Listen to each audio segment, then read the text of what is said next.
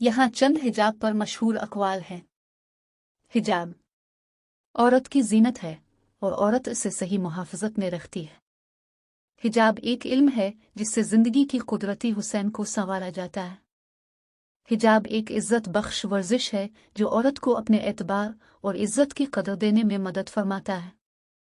हिजाब को राज़ हिस्सीनत के तौर पर देखना चाहिए, न कि रुकावट के तौर पर।